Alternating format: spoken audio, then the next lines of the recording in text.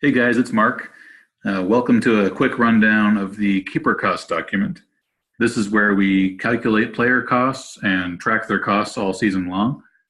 I'm hoping this will be just a quick guide on how to navigate this document, which tabs along the bottom here are the most important, how costs get calculated in the first place, and then maybe we'll run through an example of when it might be a good idea to sign a player.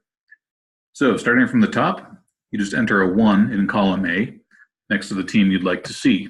For example, Beantown. Once the roster pops up, let's pretend you want to sign Anders Lee. This part's pretty straightforward. You can see that he costs $40 just for next season, or you can sign him up to the next 4 seasons at slightly more per year. And just a heads up, there are detailed instructions over here in column Q, as well as in the rulebook if you really want to dive into more detail. But let's continue with our example. All right, Anders Lee costs $40, but how did we arrive at that cost? There's another important tab here along the bottom, the All Players tab. This will give you all the players in the Fantrax universe. And it also gives us the numbers we need to make the calculation. So here's Anders Lee on row 39. Again, you see, all right, he costs $40 to sign. His initial cost at the beginning of the season, which we just completed, was $33. He finished the season ranked 79th, which puts him in the bucket that corresponds with a $40 value. That'll make more sense in just a minute. The takeaway here is we average this player rater value, or rank value, with the initial cost. Then we add 10%, and that gives you the cost for year 1. So let's mosey on over to the Player Rater tab, just 2 over from the All Players tab. And again, we said that Anders Lee falls into well, he ranked 79th. So that puts him in this bucket here. That's where we get the $40. And that's what got averaged with 33 plus 10%. And that gave us the year 1 cost. If you really want to get into it, I copied this right from the rulebook. There's a note here about the full calculation.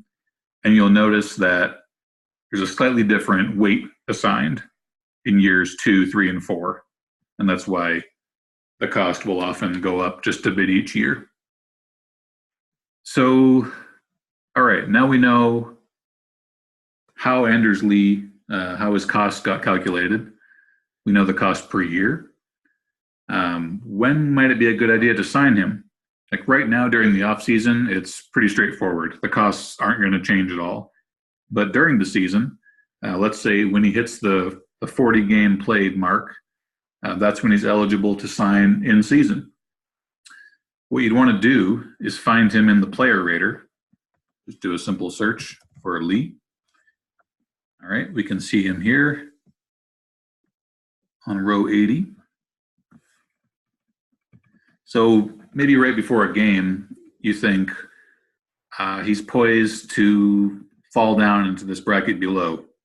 Or you think he's going to have a good game. Let's say he was actually right here where Joe Pavelski is, and you thought he's definitely going to get more expensive after tonight's game.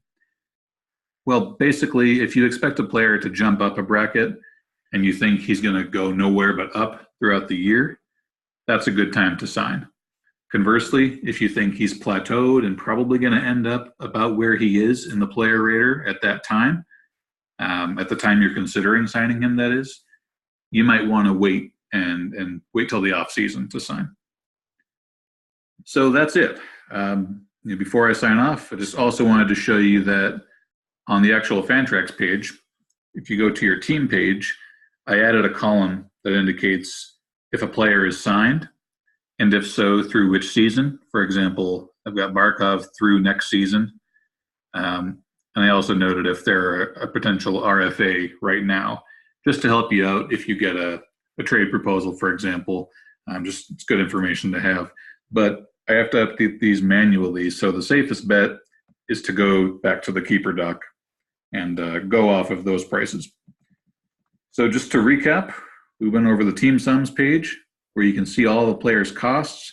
We looked at the All Players tab, which gives you all the raw numbers you need to make the contract calculation, and the player rater, which is also part of that. and which gives us this nice rank table for the second half of the equation. So that's it. I hope this was helpful. Thought it would be a good idea since we have a few new members joining us this season, which I'm really excited about.